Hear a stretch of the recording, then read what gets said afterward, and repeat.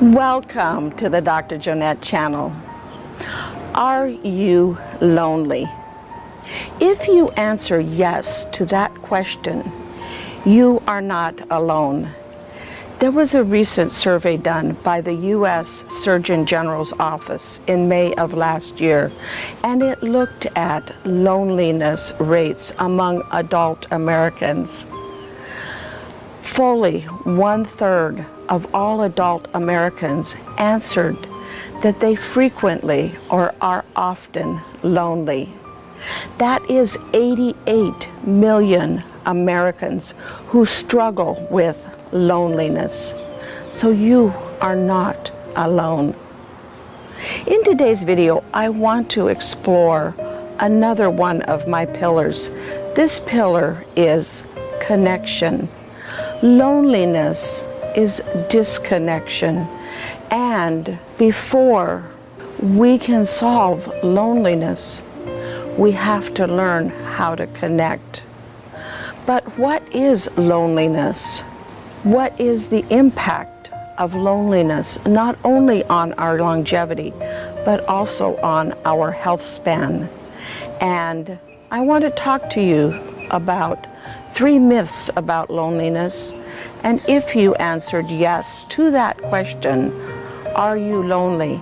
Make sure you watch all the way to the end, because you aren't going to want to miss my tips and ideas for what you can do to connect and not be so lonely. So let's go ahead and jump in. The issue of loneliness has been a growing concern now for some time in our country. Many people believe that it really began with COVID and isolation and lockdowns, but it had begun quite a bit before that.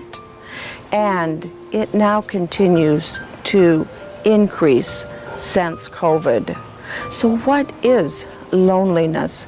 When I think about loneliness, I think of it as, how I define it is, it's a feeling within us, a feeling of disconnection from the people in our life, a feeling within us of being alone, a feeling within us of something not being right, of something being off, and often it's even a feeling that our very survival is being threatened. From an evolutionary standpoint, this makes a lot of sense, because throughout the last million or so years, we were dependent upon others for our very survival. And if we found ourselves alone, our survival was indeed threatened. We needed our tribe, our community, our clan, to provide us with the 3 essentials for survival, to help us obtain food, obtain shelter, and be safe or secure. So when you're experiencing loneliness, it's no surprise that you feel like something's not right or your survival is being threatened. And while this was an important skill, important survival skill that we learned, we also realize now that it may not be serving us quite as well as it did all those years ago. Because now when we feel those feelings, they quite often manifest in our life as stress and anxiety. As you may be aware, stress and anxiety both lead to chronic illnesses. So loneliness can result in not only mental, but also health challenges, things like depression, anxiety, and stress. In addition, cardiovascular disease, dementia, stroke, and cognitive decline.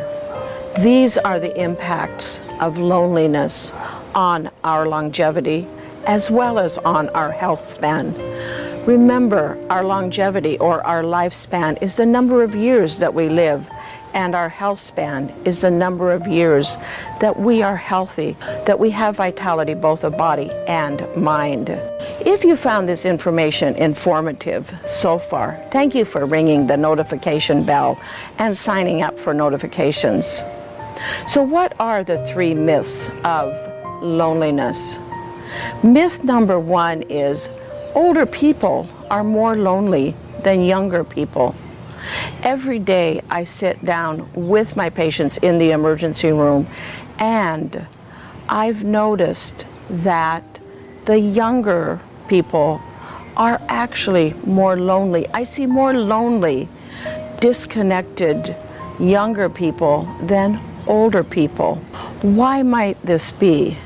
A recent study done that looked at 142 countries found that this is actually true, that when they looked at loneliness rates among age 19 to 29, those rates were 39%.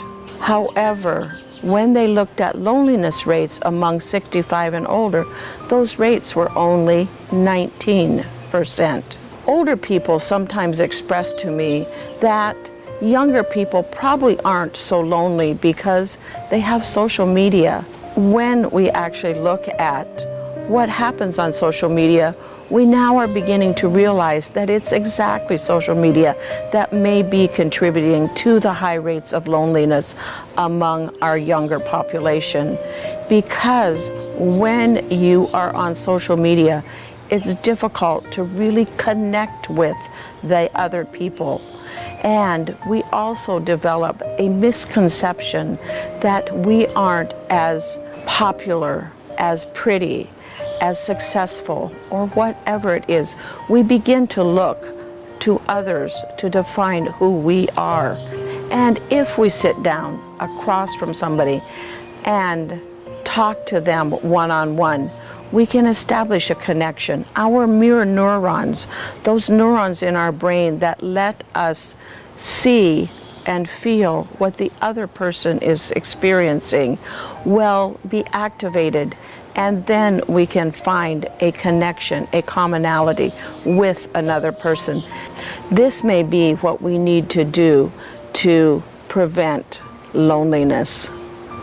Myth number 2 is that being alone and being lonely are the same thing. Being alone can lead to loneliness. However, how often are you alone and not lonely? And how often are you in a crowd of people and lots of people around and you feel lonely? Why? Because when you are alone and not feeling lonely, you are connected with who you are inside of you. Or when you're in a crowd and feeling lonely, you are disconnected from the other people that are in that crowd. You don't have a connection. Once again, the common factor for being lonely is disconnection, either with ourselves or with the people that are around us and in our lives. And myth number 3 is that loneliness is always bad. Loneliness can actually be a motivator for us to connect with other people, for us to find connections with others and find people that we can spend time with and do things with and enjoy.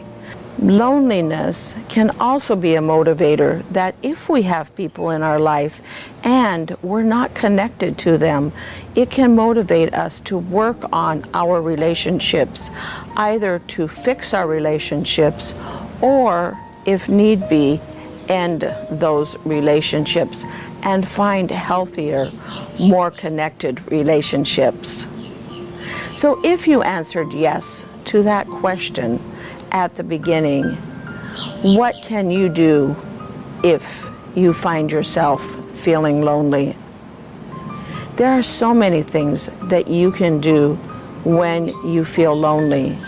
You can connect with yourself via some mindfulness, yoga, or you can connect with others by getting involved in a church or a secular community group.